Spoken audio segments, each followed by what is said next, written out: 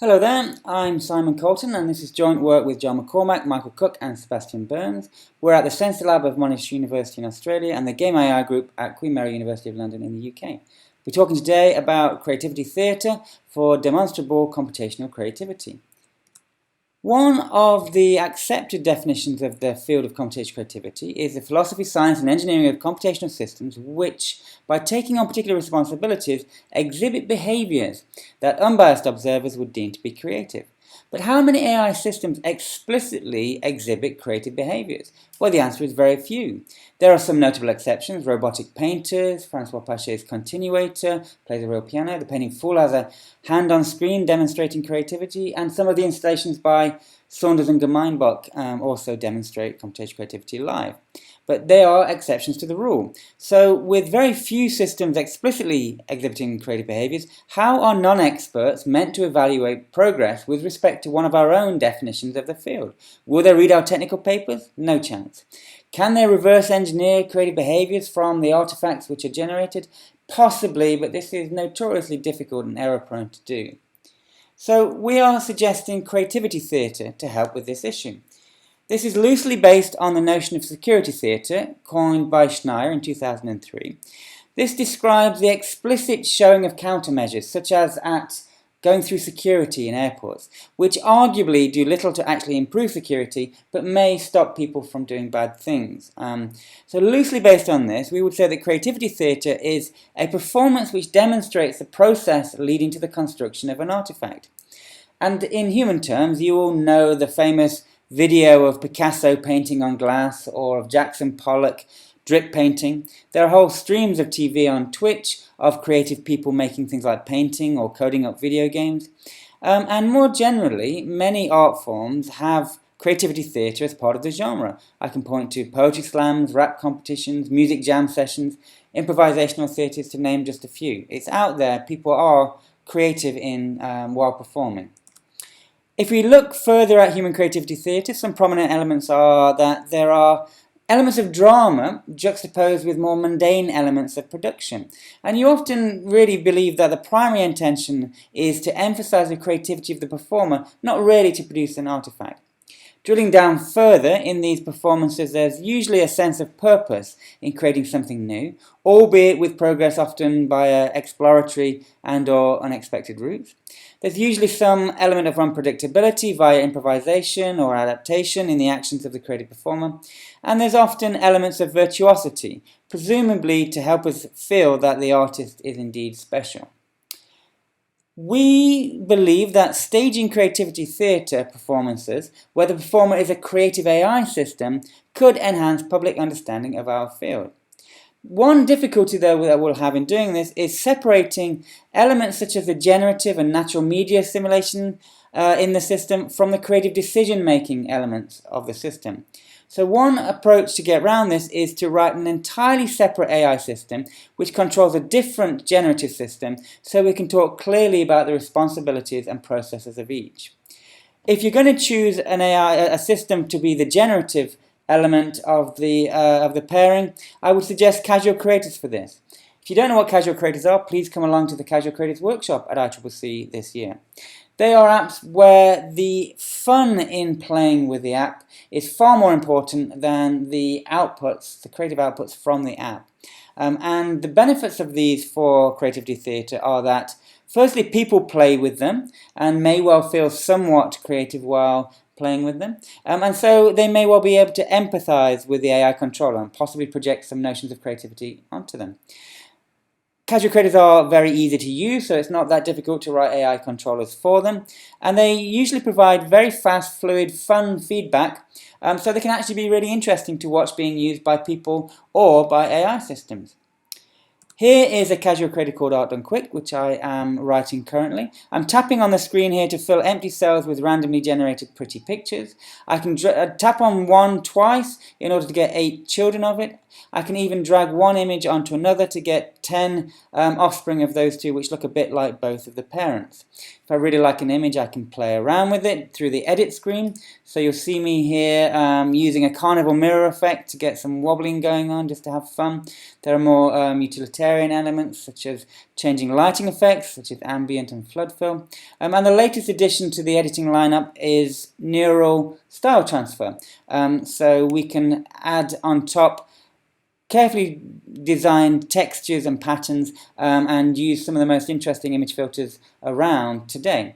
This one is a mosaic effect, and I think in this demo I'm going to settle on an Art Deco effect there. And you can see that these are fully under control. I can have more or less of the effect.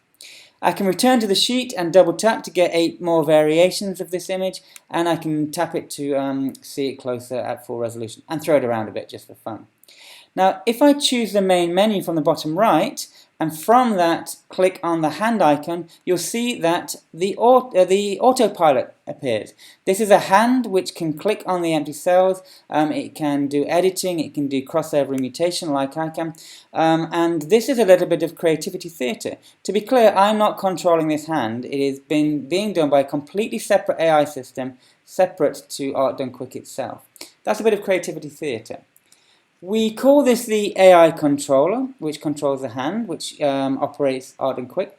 And we've installed this in an exhibit called Can You See What I Can See? So the controller uses Art Done Quick to try to create images and some accompanying captions which require a double take by audience members. Remember, this is for performance purposes. So whenever it produces an image which ResNet, a machine vision system, thinks is in a particular category with high confidence, greater than 0.8, then it shows them on screen to much fanfare. So in the first image here in this slide, we've got a tree frog. You might agree with that. You can see the spindly green legs and the bright red eye. Looks a bit like a tree frog. You might not agree with acoustic guitar, and it might take a double take because it's actually the sound hole, the bit in the middle of an acoustic guitar rather than the whole thing. If you're interested in this categorization and the caption generation, see our AISB'20 paper on pseudo-profound, pseudo-bullshit caption generation. It's a fun paper. Now the controller has all the same abilities as people do.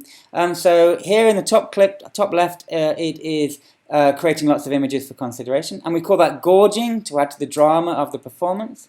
In the middle clip, you'll see in a second, it's going to double click one of the images in order to do hill climbing and find images which are closer to that magic 0.8 ResNet confidence. If you see one here, it's going to choose the image there and double click on that and carry on searching in that way, and we call that searching. In the final clip, you'll see it is playing around with the sliders to fine-tune an image again to get above this 0.8 ResNet threshold and playing around with that to get it perfect. When it does get one above the 0.8 threshold, that is a success, and it will ask you with much fanfare, can you see a daisy? Or another one, can you see a golf ball? It works quite well. Can you see a jeweler's loop? I have no idea what a jeweler's loop is, but maybe it looks a bit like that.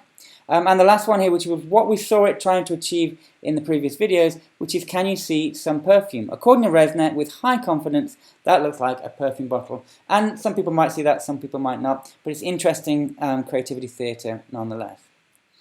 This is not yet fully evaluated, let's say. We had a technical demonstration of this running for about 5 hours on a giant screen at the SensiLab open house last year. And as you can see, it works quite well. Didn't crash once, so technically it works fine. The still image there is of people at the open house studiously not looking at this demonstration, although one maybe giving it a quick peek. To my mind, the installation does indeed mix mundane elements of production with dramatic purpose, and that's well enough to retain people's attention. It's a bit predictable and a bit boring after a while, so it needs more variety in its operation, and it doesn't have any really virtuoso elements, but maybe that's difficult with a casual creator, which are not meant to require virtuoso performances when using them. Does it make people consider the creativity of the controller with respect to their own creativity because they can use a casual creator? Well, we don't know that yet, and we will find that out whether that hypothesis is true or not with further experimentation. There's lots more future work. We want to develop further the notion of creativity theatre and merge it with other evaluation criteria and frameworks for automatic creative production. We got about halfway to technically developing the notion of a creativity behavior tree as a mechanism for the AI controller to use art done quick, and we want to have a full technical paper about that. That could be quite an interesting framework for implementing creative behaviors. And we want to evaluate creativity theatre with casual creators with respect to this question of whether people project notions of creativity onto the system at all, whether that is helped through themselves being creative, and in general, whether it helps people to better understand how computational creativity systems operate. We have been very fortunate to be selected for an exhibition in my hometown of Zaragoza next year in January. It's going to be called Visionarias, and Can You See What I Can See? We'll be performing there as long as the global pandemic doesn't stop it. Let's keep our fingers crossed. Okay, thank you very much for listening. Please do check out the ICCC 2020 short paper on creativity theatre. And there's also a casual creators workshop paper all about art done quick and the latest developments if you're interested in that. And there's an Evo MuseArt paper from earlier in the year with more technical details in that. Oh, and please follow me on Twitter if you want to keep up with the latest developments of this project and others. My handle is @SimonGColton. Okay, thanks very much. Bye-bye.